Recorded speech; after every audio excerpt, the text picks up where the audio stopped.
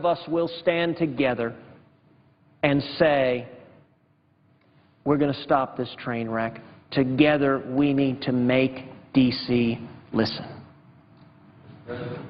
Senator, yield for a question through the chair, retaining, of course, his right to the floor. I'm happy to yield for a question without yielding the floor. Thank you. I want to thank you for the recitation of Green Eggs and Ham. That's as good as I've heard. I love the different voices in it. One of my favorites was Hand, Hand, Finger, Thumb by Dr. Zeus, and another one was Hop on Pop. And I think all of those could have related messages here. They might even be simple enough that we could get the message across.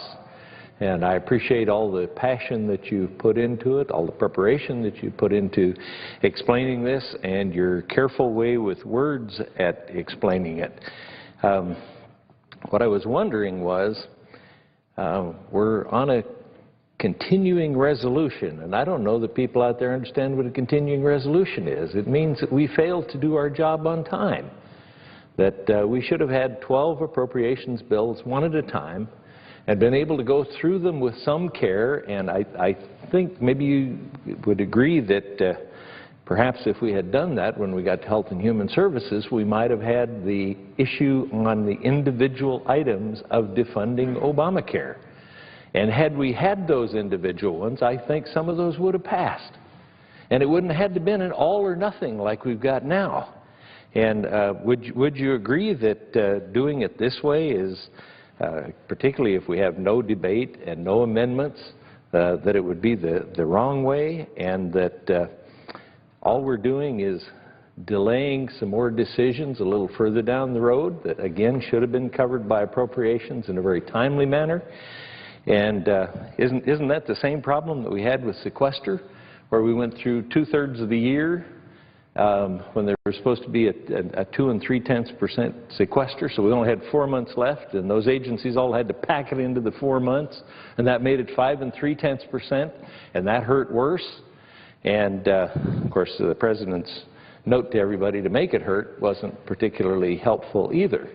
But we're faced again, aren't we faced again with that when we're doing a 2-month delay on a CR, so that we have to go through this exercise again, probably when we'd like to be home at Christmas, personally reading those stories to kids. I'd like to be reading to my grandkids. And so we've been kind of put in a box here that the American public doesn't like, I don't like, but it wasn't our doing. If those bills would have been brought up one at a time, and we could have debated each of them, gotten into some details on, it's been a long time since we got into details on trillions of dollars of spending. And the health care is a part of that, and the health care deserves some individual attention, and that's what you and I and a number of people are trying to give it, is some individual attention. But we're being denied that right.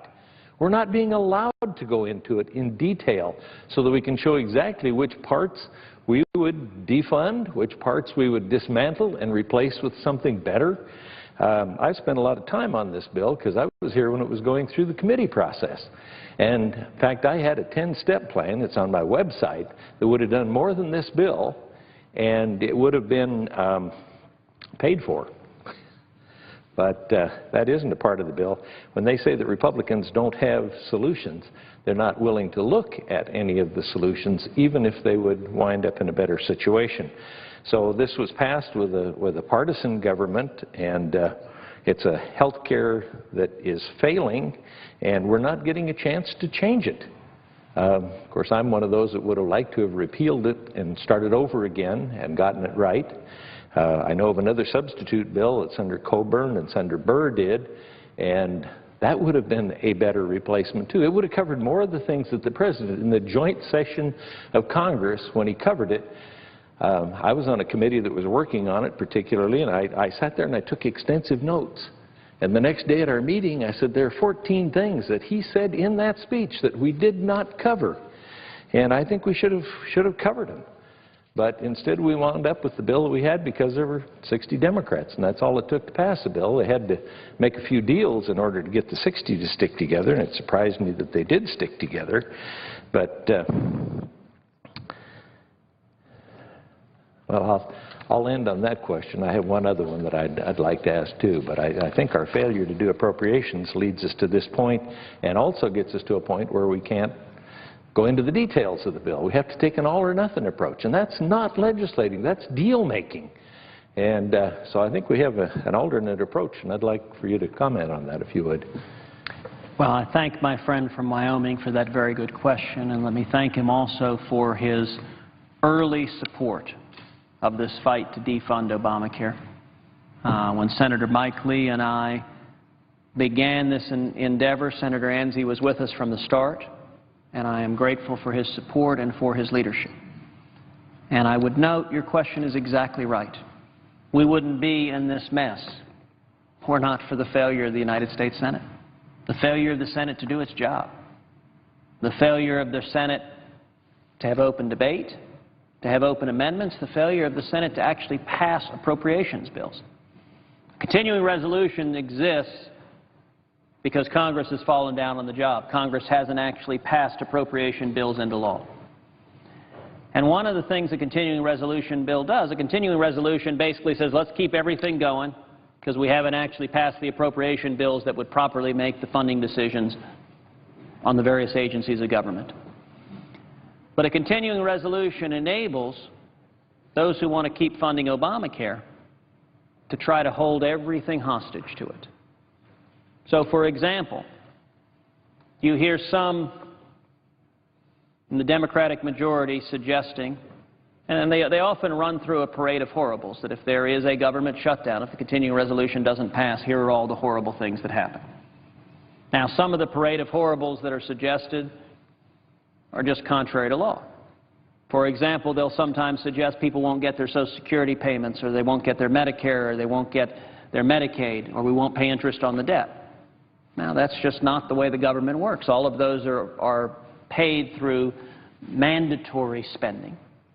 Continuing resolution doesn't impact those continuing to happen, and I would note in 1995 when there were 2 partial temporary shutdowns, Social Security checks continued to go out, interest on the debt continued to be paid, all of that continued. But another thing that those who are trying to force Obamacare on the American people frequently want to hold hostage is the men and women of the military. Now, as my friend from Wyoming noted, if we passed appropriation bills, that wouldn't be a problem. The House has passed an appropriation bill for the military. And yet the majority leader, Harry Reid, the Democratic majority, we've not taken that bill up. If we had passed it into law, you could quantify the chances of the men and women of the military having their pay suspended to mathematical certainty at 0.000%. If we'd passed the appropriation bill, the issue would be off the table. But you know what? The Senate didn't do its job. We didn't pass an appropriation bill in the military. And so that leaves a tiny window for the President to threaten. If Congress listens to the American people and defunds Obamacare, we may just stop paying the men and women of our military. Now, let me be absolutely clear. Under no circumstances ever should the United States not pay the men and women of our military who risk their lives on the front lines. And current law gives the President ample authority to continue to pay the military regardless of whether there's a temporary partial shutdown or not. What has happened in the past, if and when there's been a temporary partial shutdown, is non-essential government services are temporarily suspended. By any measure, the military of the United States is not non-essential. And so, if we had done our job, as the senator from Wyoming puts that forward, if we had passed appropriation bills, we would have taken off the table one after the other of these hostages that are being held as the price to force Obamacare on the American people. And you know, part of the reason, Mr. President, why the Democratic majority of the Senate does that is because the debate on the merits of Obamacare is very hard to win. If you've noticed, we're by and large not engaging in a debate on the merits of Obamacare in terms of defunding Obamacare. We're by and large, you don't see Democratic senators talking about all the people who are losing their jobs. You don't see Democratic senators talking about all the people who are having their hours forcibly reduced. You don't see Democratic senators talking about all the people who are seeing skyrocketing health insurance premiums or who are losing their health insurance. Instead, we see Democratic senators go on television and say, well, if they stick to their guns on this, it's going to shut down the government. Well, as the senator from Wyoming points out, there's no reason for that. We could have passed the appropriations bill. Or we could do what the House of Representatives did. House of Representatives, in an overwhelming vote, 232 members, including 2 Democrats, voted to fund every aspect of the federal government, including, I would note, some parts of the federal government that I feel certain House Republicans are not fans of, and yet they voted to fund all of it, except for Obamacare. I know my friend Congressman Louis Gohmert has come over to the Senate floor in a show of solidarity, and I appreciate Congressman Gohmert joining us. I would note, if the Senate wants to avoid a shutdown, it can do so. Indeed, last night, I took the opportunity to ask the majority leader, why don't we just avert this whole train wreck right now? Why don't we agree by unanimous consent to pass the continuing resolution that the House has passed, take the prospect of a shutdown off the table entirely, and defund Obamacare because it's hurting the American people? And Majority Leader Reid objected, said no. No, he wants to keep Obamacare, he wants to force it on the American people, and critically, he wants to use the threat of a government shutdown to try and do so. That, I would suggest, is inconsistent with the obligation that every senator has. Mr. President, I'd ask permission to ask another question through the chair, with the senator being allowed to keep the floor. I'm happy to yield for a question without yielding the floor. Thank you, Mr. President. Would you agree that there are a number of things in this bill that have been changed because we recognized that those things wouldn't work?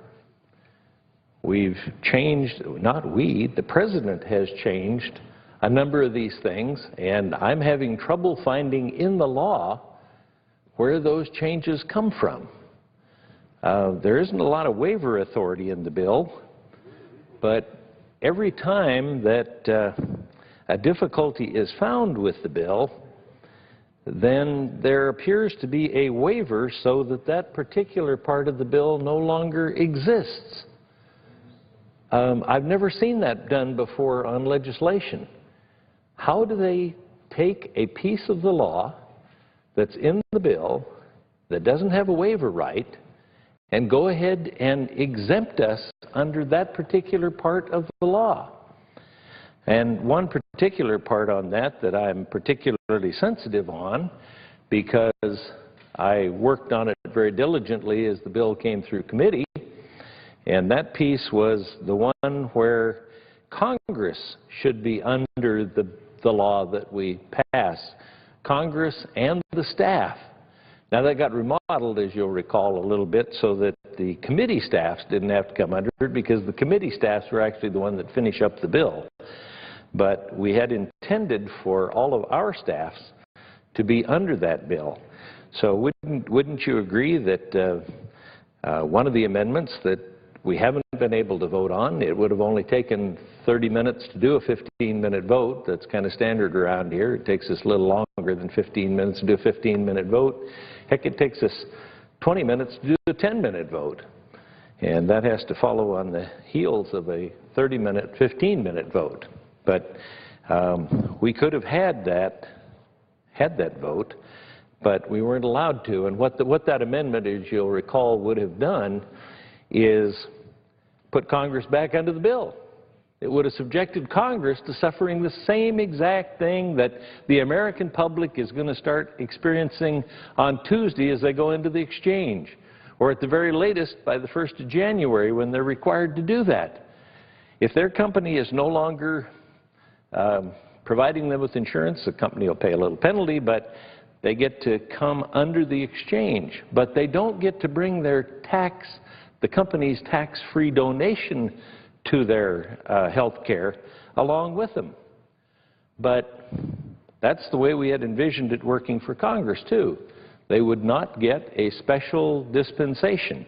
So we brought up this amendment that would require that not only would Congress come under it, but since the President's the one who exempted this and didn't have the right to exempt us from it, we thought that perhaps he and the Vice President and the political appointees maybe ought to come under that same bill.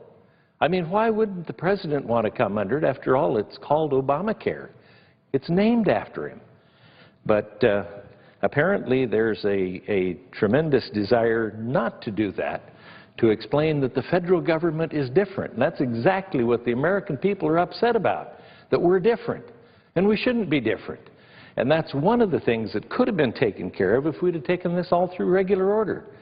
So I appreciate your efforts to be able to do something, and I would ask if you think that we ought to be exempted under any parts of this law, or that these exemptions would be legal by a president to do if it's not written in the law. So as a lawyer, you probably have better insight into that as I do, and a constitutionalist. So that's why I ask you the question. Does the president have the right to do that?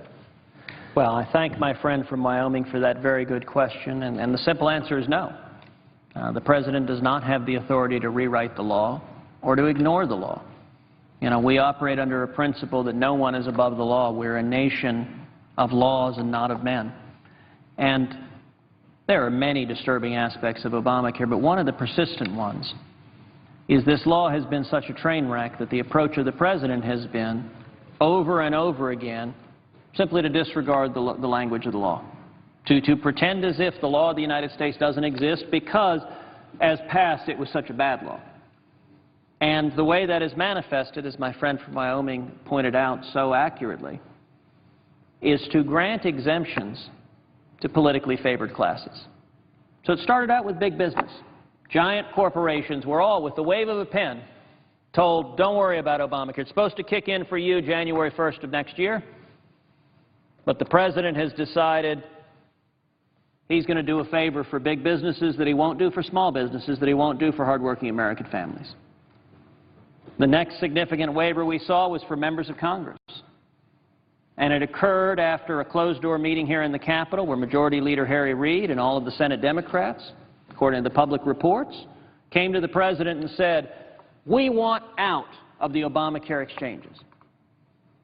Now, as my friend from Wyoming pointed out, if the Obamacare exchanges were a good thing, if Obamacare was working, why would there be panic among Senate Democrats saying, please exempt members of Congress? Why would there be panic among congressional staffers, as I can assure you there is in a bipartisan way, about being subjected to these Obamacare exchanges? Why would there be such opposition to subjecting the political appointees of the Obama administration to the Obamacare exchanges, or as my friend from Wyoming pointed out so correctly, the President himself? It is, after all, called popularly Obamacare, and even the President has embraced that name. So you would think, I suspect if there were a health care plan called NZ Care, the Senator from Wyoming would be happy to be covered by it. And he would probably be very careful to draft a plan that he wouldn't be willing and excited to be covered by. What does it say that the people in charge of enforcing Obamacare on the American people want out? They want a special rule. The IRS employees unions, the men and women who are given the statutory responsibility of going to America, going to hardworking Americans and forcing Americans to comply with Obamacare, they have said in writing, please, let us out of Obamacare. We don't want to be a part of this thing. This is our health care you're talking about. The most profound issue we are dealing with here today is not jobs, it's not the economy, it's not health care, it's not Obamacare. The most profound issue we are dealing with here today is the fundamental divide between Washington and the American people. There is a ruling class in Washington, D.C. that believes they are subjected to different rules than the American people, that it's perfectly appropriate for political friends and allies of the president to get exemptions while single moms and young people and Hispanics and African Americans and people struggling, union workers, struggling to pay the bills, provide for their kids, they don't get an exemption. Just those that walk the corridors of power. Just those with access to political influence. And you know what that does, Mr. President? Strengthens politicians even more. Look, politicians are in the business of granting dispensations, granting exceptions. Well, that means everybody in the country that wants some exception better come to politicians and support them. You want to talk about something corrosive to our system of democracy? Why do you think the American people hold this body in such low regard? Perhaps it's because we pass laws that treat ourselves better than everybody else, and we don't listen to the American people. Mr. President, we need to make D.C. listen. And I am told, by the way, that during the course of this filibuster that the hashtag #MakeDCListen has at times been trending #1 in the country. And I would suggest to my colleagues who have come in support of this effort, it is because the American people understand and are frustrated with why doesn't Washington listen to us, and for at least a brief moment, each of us together, the senator from Wyoming, the senator from Oklahoma, we are trying to serve as a voice for the American people that don't often have a voice in Washington. We need to make D.C. listen. There is nothing more important we could do than that. The senator yield for a question without losing the floor. I'm happy to yield for a question without yielding the floor. First of all, let me just suggest that a lot of people have forgotten the cost of this thing. I'd like to run over a couple of things, if it's all right with the senator, and then ask him if this same thing that is happening in my state of Oklahoma is happening in his state to the south of Oklahoma, the state of Texas. You know, in just a week away from when people will have to start signing up for Obamacare, and I commend Senator Cruz for reminding the American people that this law doesn't have to be a new reality. It doesn't have to be. We can stop it. There are still lingering questions about exactly what this is all going to look like. But we do know that this reform law, as they call it, continues to be expensive, burdensome, and overreaching, so much more as time goes by. It started out just a little bit that didn't sound too bad to the American people. It's estimated that the program now will cost as much as $2.4 trillion over the years. You know, it's hard to talk about these, I suggest to my friend from Texas. We know around here what $1 trillion is, but most people really don't. It's hard to really understand this thing as to what is going on in America. $2.6 trillion over 10 years once this thing would be fully implemented if they're successful in doing it.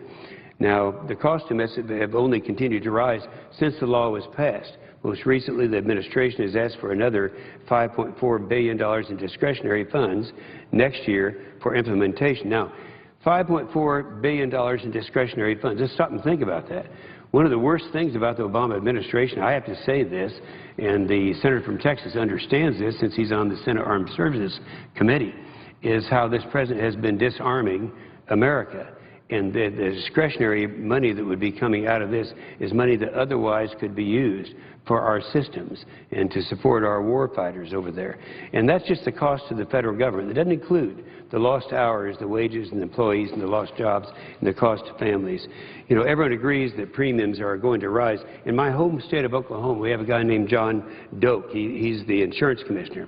After talking to insurance companies, he says that Oklahoma's rates will increase a minimum of 30% and up to 100%. And under one of 4 insurers in Oklahoma, rates will vary from $143 a month for a 30-year-old with basic coverage to $673 per month for a 64-year-old who wants the best coverage. Now, remember, the President promised to lower the premiums by $2,500. What I want to do, if I could, is there is a little bit of good news. And I know that the senator from Texas is aware of it, but I'm going to ask you how many other people are aware of this. We have a great attorney general in the state of Oklahoma. His name is Scott Pruitt. And I suggest you've probably met Scott Pruitt.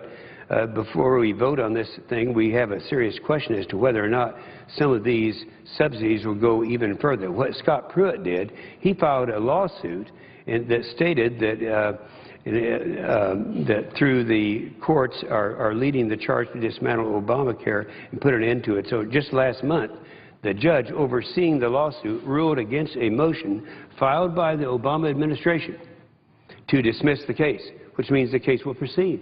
That's huge. I mean, if this goes through, this whole thing will be dismantled. That's why we need to go ahead and fight this thing as best we can, recognizing that there are other areas where the American people are speaking. Certainly, Scott Pruitt is doing really great things. I heard you, the senator mention Congressman Louis Gohmert.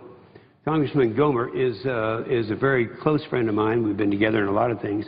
And I was visiting with him. Actually, he's in the chamber right now and would like to kind of share with us some of the things that are happening in his district, which is eastern Texas. Now, just some of the letters that he gets back, and this is from someone. He said, to get set up on the software was too expensive. She also didn't want to be limited on the time she felt she needed to spend with her parents. Therefore, she stopped taking Medicare, had to go on strict cash basis. My wife's doctor has just retired because he did not want to deal with Obamacare. A letter that came in from someone whose name is Katie Smith said, Dear Congressman Gohmert, and she goes through quite a letter.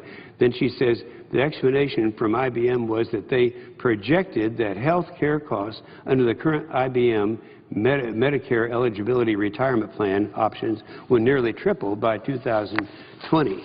Another one from Riverside Cottages, I guess that's someplace in eastern Texas.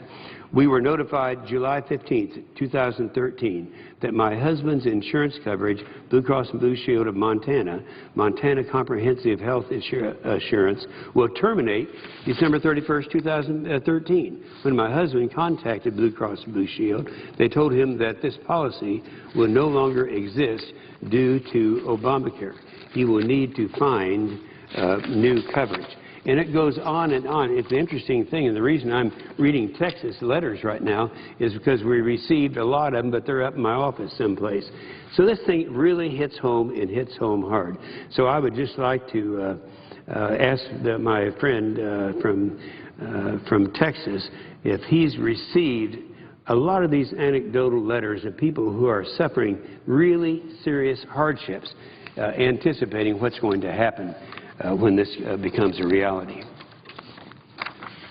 I thank my friend from Oklahoma for his excellent question, and let me say at the outset I am grateful for Senator Inhofe's leadership and for his courage. From the outset, Senator Inhofe has been with Mike Lee and me on this fight, fighting to defund Obamacare, and let me note, Senator Inhofe, like some of the other senators who came to the floor of the Senate this afternoon, including Senator Roberts and Senator Sessions and Senator Enzi, are respected veterans of this institution, are leaders who have earned the respect of their colleagues. And I am grateful for Senator Inhofe being willing to stand up and be a leader in this fight. That courage is contagious. And I hope it will continue to be even more contagious in the Republican conference. I hope by the time we come to the cloture vote on Friday or Saturday that we see all 46 Republicans united in voting against shutting off debate, against allowing Majority Leader Harry Reid the ability to fund Obamacare with a straight 51-vote party vote. I asked my friend, though, before that happens, I think it's really important, and don't you agree, that people of this country have to know what this is really all about. This is socialized medicine. Now, a lot of them didn't believe that. only, let me get the date on this. Do you remember the date that Harry Reid? Last week, the leader Harry Reid, on the PBS Nevada Week in Review, Senate Majority Leader Harry Reid was asked whether his goal was to move Obamacare to a single-payer system.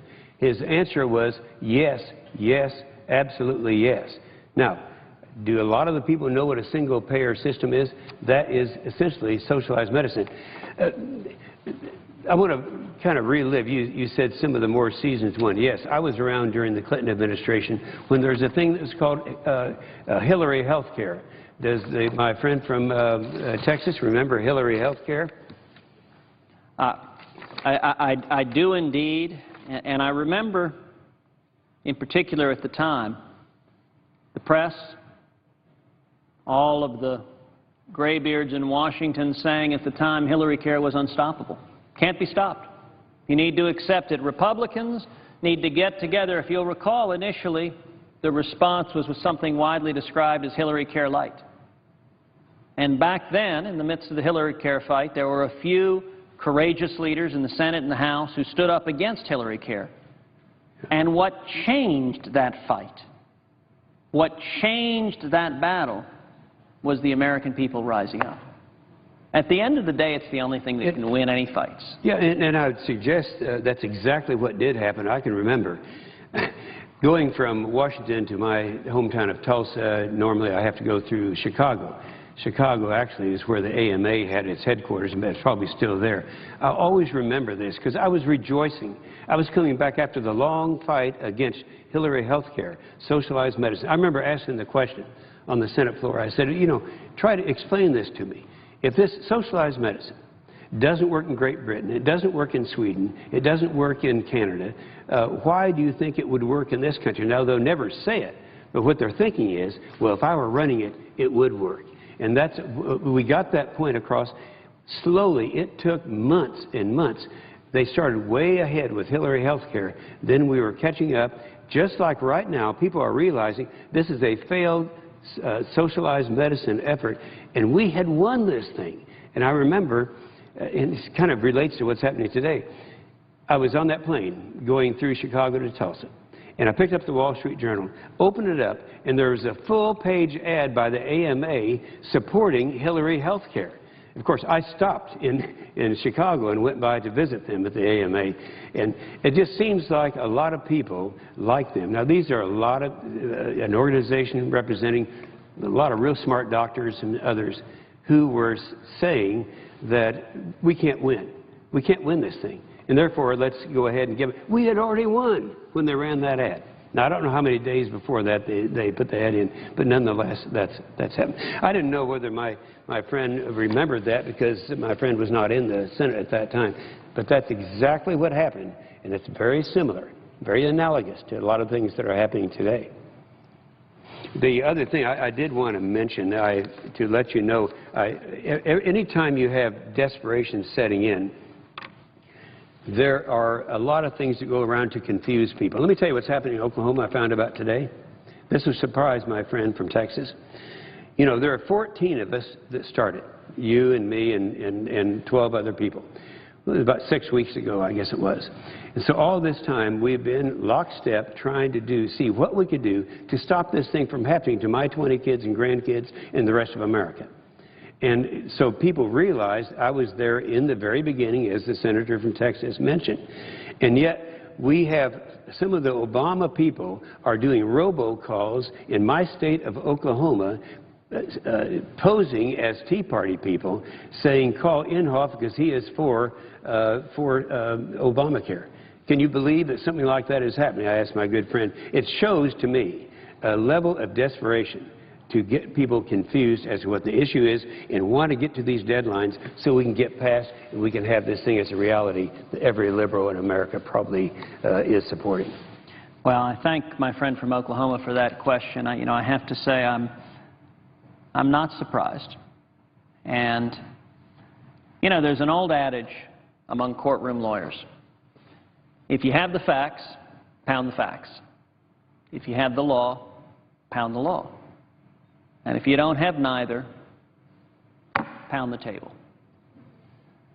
To be honest, the approach of Obamacare defenders is an awful lot of table pounding. It's an awful lot of let's discuss anything other than what's in fact happening. So, if you pick up any newspaper talking about this issue, what will the reporters write about? You know, the political reporters in Washington, D.C., I think some of them may be frustrated because they really wanted to be Hollywood gossip reporters, because they cover these issues as a battle of personalities. You want to get a story on the front pages of the paper, find some anonymous congressional staffer to say something scurrilous, ideally include a little profanity in it, and the political reporters of this town eat that up.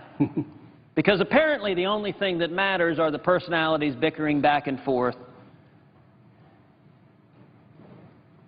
And, you know, in many ways that's unsurprising.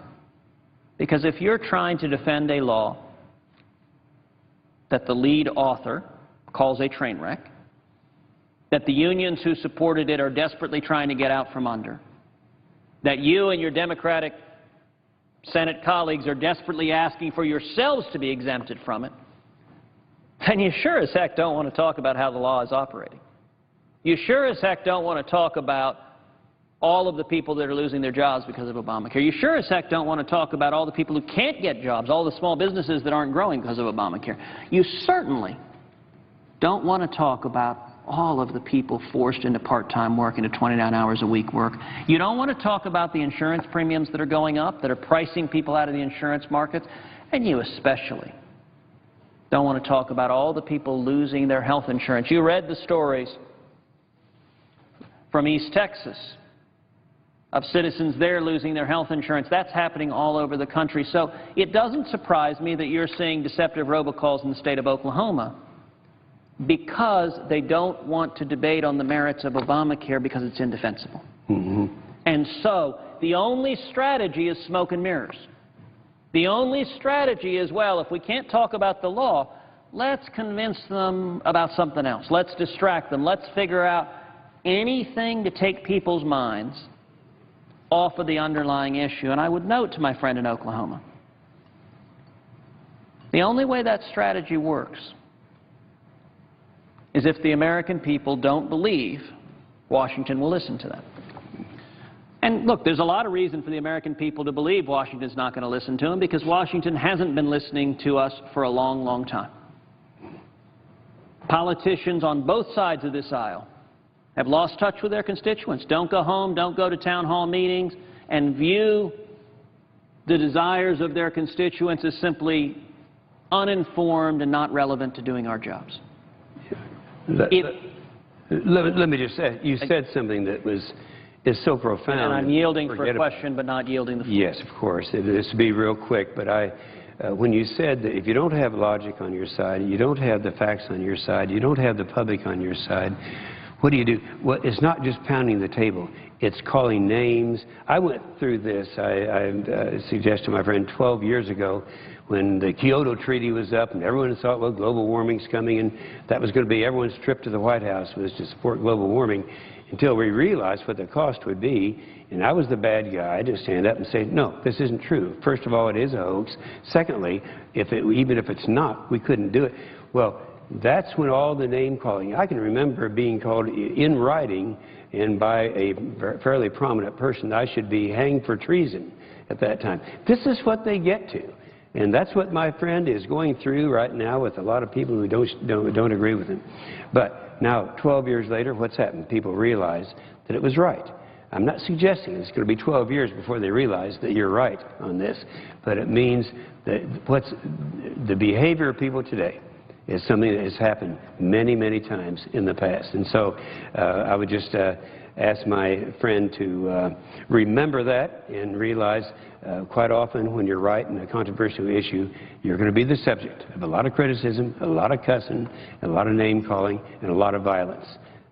So this isn't the first time. I thank my friend from Oklahoma for his very kind remarks, for his support and encouragement, and for his friendship from day one since I arrived here in the Senate. And I do hope that other colleagues in this body don't listen to all of your remarks and suddenly discover that hanging for treason is an option, because that may not work out terribly well for me, but I hope that becomes purely figurative. And I'll note at the end of the day, listen, you and I and all 100 of us, we're incredibly fortunate. We have lived lives in this country of relative privilege. Everyone in the United States Senate enjoys a good home, has a soft bed, I suspect, has air conditioning, has food on the table. And I'll tell you, I feel blessed to have a wife who is my best friend in the world and whom I love with all my heart, to have two precious little girls who are the joy of my life. And to be able to come to work every day, to walk on this Senate floor. There is not a day when that doesn't take my breath away. The idea that the son of a Cuban immigrant with nothing could find himself suddenly elected to the Senate, to have the opportunity to come in every day. It's truly awesome in the real sense of the word. You know, awesome, there was a time when awesome was a Valley Girl phrase for everything, but awesome in its real sense of inspiring awe. I will tell you, I find it awesome every day to walk into this Capitol and to have the amazing privilege to serve as you and I do and all 100 of us do. And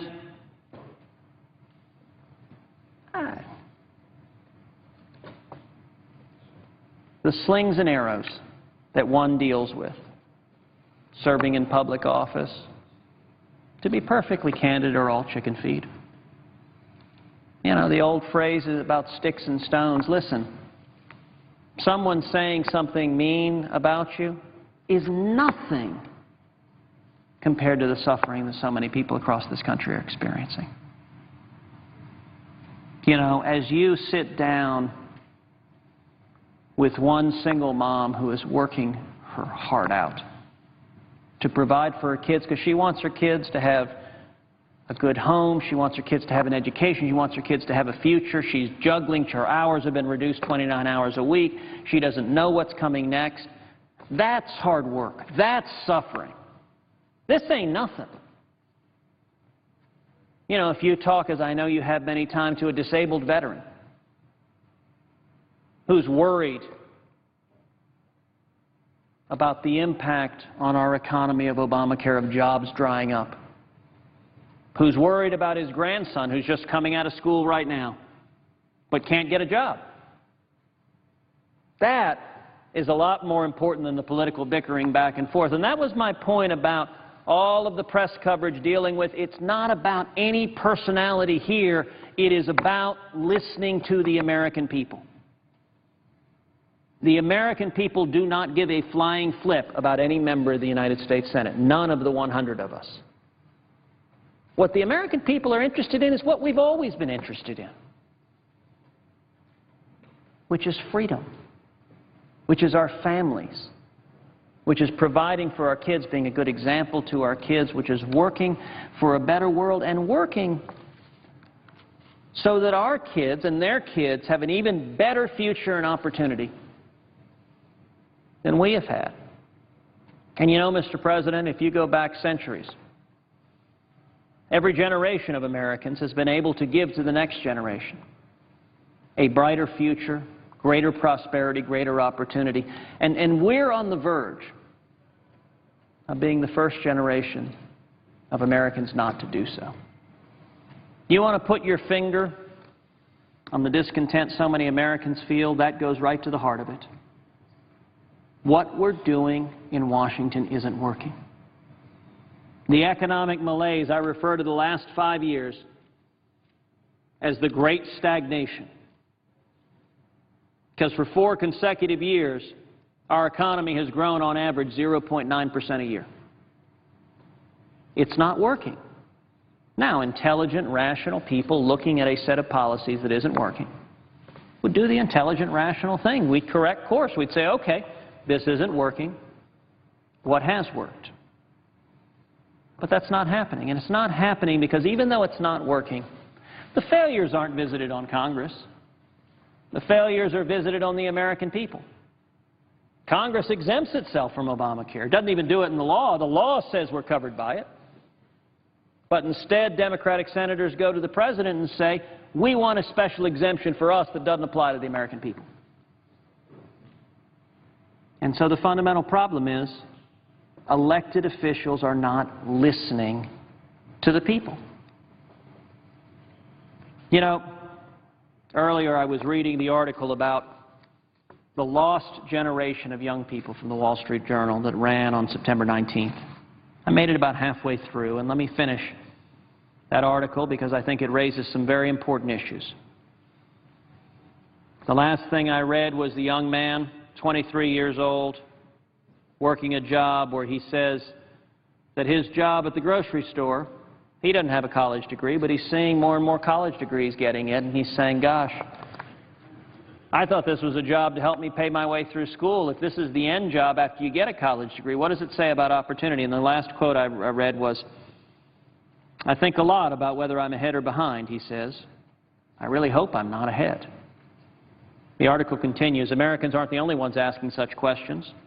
The financial crisis that began in the U.S. quickly rippled across the Atlantic, bursting similar credit and property bubbles in countries such as the U.K., Ireland, and Spain, and crippling a European banking sector that had dense links with the U.S. financial system. Much of Europe's economy was plunged into its worst post-war slump and has struggled even more than the U.S. to regain its pre-crisis levels of growth and jobs.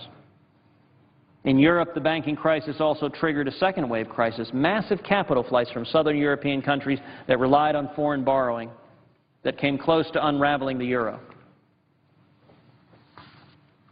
Let me move forward beyond the Europeans, back to where it discusses the American young people again. There are signs that the weak economy is leading to deep societal changes.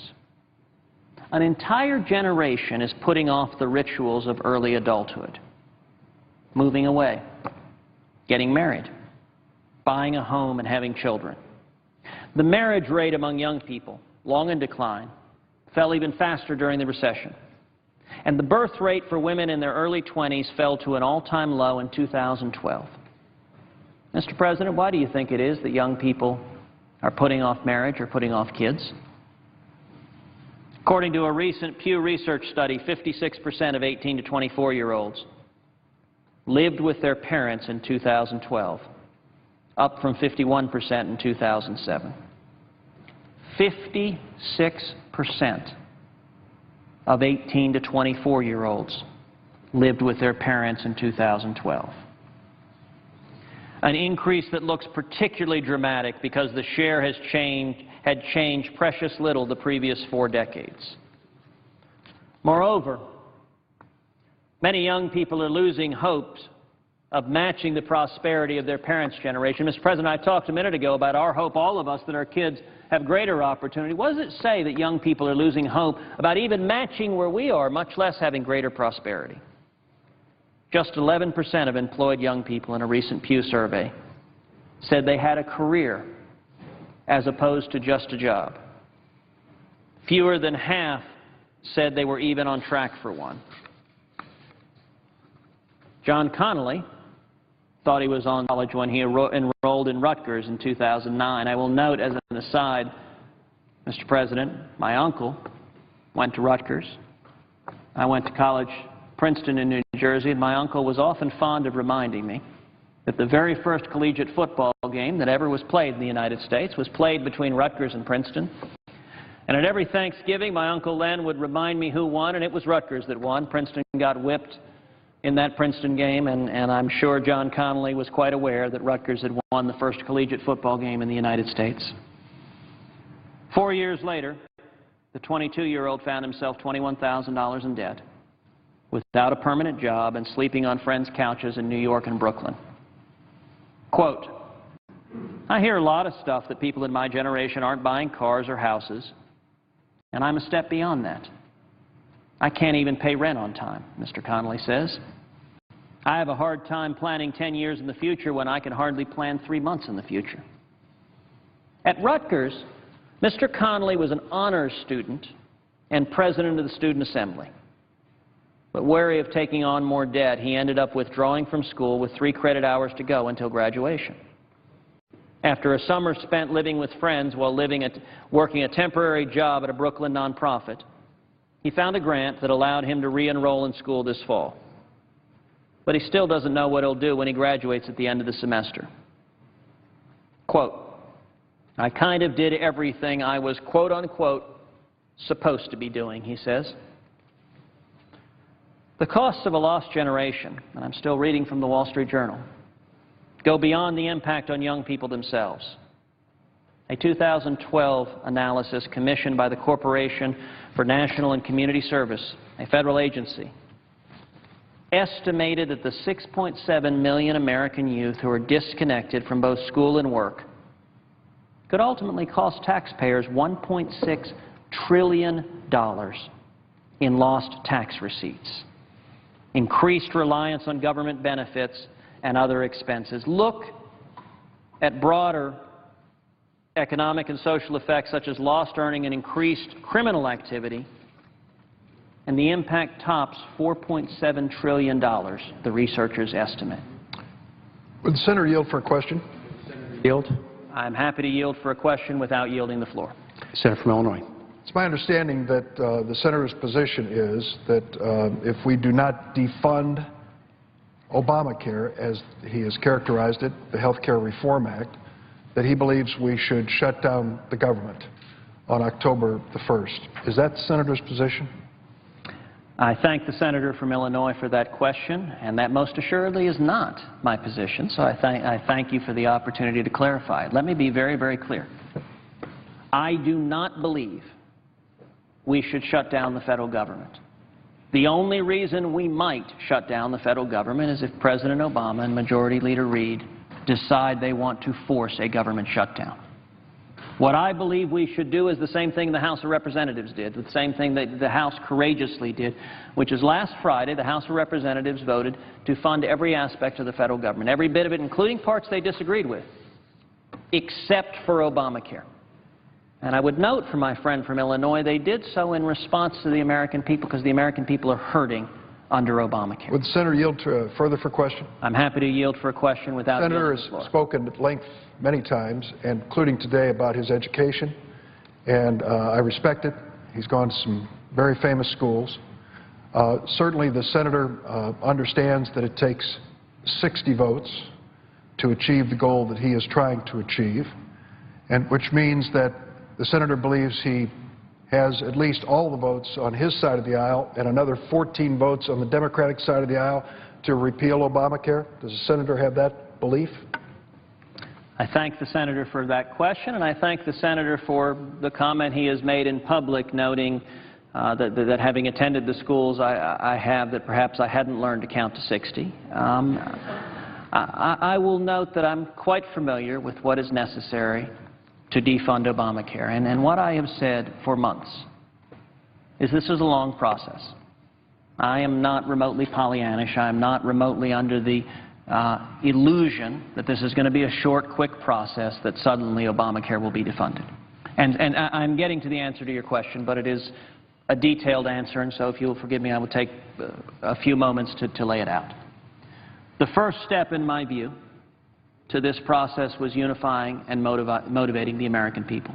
This process was never going to work unless the American people became engaged in historic numbers. And so I spent much of the month of August and September during our recess traveling the state of Texas, traveling the country, doing everything I could to go directly to the American people, to go around the lobbyists, go around the entrenched interests in Washington, go straight to the American people. And I'll tell you, the response was incredible. Everywhere you'd go, you see 1,000, 2,000 people show up. We've seen over 1.6 million Americans sign a national petition to defund Obamacare. That was the first step. Now, that wasn't going to be enough, but it was the critical first step. The second step was what happened last week. It was the House of Representatives voting to defund Obamacare. Now, I would note, as the senator from Illinois is well aware, that as recently as a couple of weeks ago, Every learned observer, every pundit, everyone in Washington said it's impossible that the House is going to pass a continuing resolution that defunds Obamacare. It's not going to happen. And yet on Friday it did. And why did it happen? Because the House of Representatives listened to the American people, because the Speaker of the House and House conservatives stood up and did the right thing and made a courageous vote. And I would note 2 Democrats joined the House Republicans in doing so. No further per question. Well, I'd like to finish answering your last question, and then I'm happy to yield for another, but let me finish answering your question. The third step is where we are now. It is the United States Senate. Now, in the United States Senate, we're going to have to do 2 things. The first thing we're going to have to do in order to successfully defund Obamacare is to unify Republicans, to bring together all 46 Republicans opposing cloture, opposing Harry Reid's being able to fund Obamacare on a straight 51-vote partisan vote. I believe every Republican should be unified in that. Right now, we're not. Right now, there are divisions in the Republican caucus. I am hopeful those divisions that Republicans will listen to our constituents. I can't convince my colleagues. The only people that can convince my colleagues on this side of the aisle or that side of the aisle are the people all of us work for, are the American people. If we are able to unify Republicans, the next step, you asked me, how do we ultimately get to 60? Now, I assume the predicate of that step, that question, is that first thing we'd have to do is get to 51. So if we got 46 Republicans and initially got 5 Democrats, how would we get 5 Democrats? Well, as the senator from Illinois is well aware, there are quite a few Democrats who are up for election in red states, states where their citizens understand Obamacare is a train wreck, it isn't working. And I believe if those Democratic senators, particularly in red states, begin hearing from their constituents in overwhelming numbers, that will change their calculus. Now, let me readily admit, as long as Republicans are divided, as long as we're shooting at each other, there's not a lot of incentives for Democrats to come join us. But if we can unify Republicans, then I believe we'll start with red state Democrats who will potentially lose their jobs if they continue not listening to their people. For a further question? Sure. I might question your premise as to whether the House was going to vote the way it did, since it's voted 42 times to abolish Obamacare. That came as no surprise. But let me ask a specific question. One of the reasons that I voted for health care reform, and I'm proud that I did, was illustrated by a woman that I met in southern Illinois. The senator has spoken today about hardworking people, including members of his own family, and I don't doubt that. This woman's name's Judy, and Judy is a housekeeper at a motel that I often go to, and we've become friends. Judy has worked a whole life in manual labor. She's been everything you can imagine, a cook, a waitress, housekeeper, all of these things. She's 62 years old. Judy told me that she had never had health insurance one day in her life, ever. She'd worked every single day she could, but she never had health insurance. It turns out that Judy was diabetic, and we found some doctors and hospitals locally in her area to give her some care. We just had an announcement in Illinois that's going to be officially released tomorrow about what this new health insurance marketplace in Illinois means for people like Judy. It means that we're going to offer 165 different health insurance plans in Illinois by 8 different insurers. The premiums at the lowest level of health insurance for those who aren't under Medicaid will be in the range of $84 a month. But the good news for Judy is that her income is so low she now qualifies for Medicaid for the first time in her life. For the first time in her life, Judy, who would be turned down because of a pre-existing condition of diabetes, is going to have the peace of mind of health insurance. Senator, you and I are blessed to have the best health insurance in America as members of the United States Senate.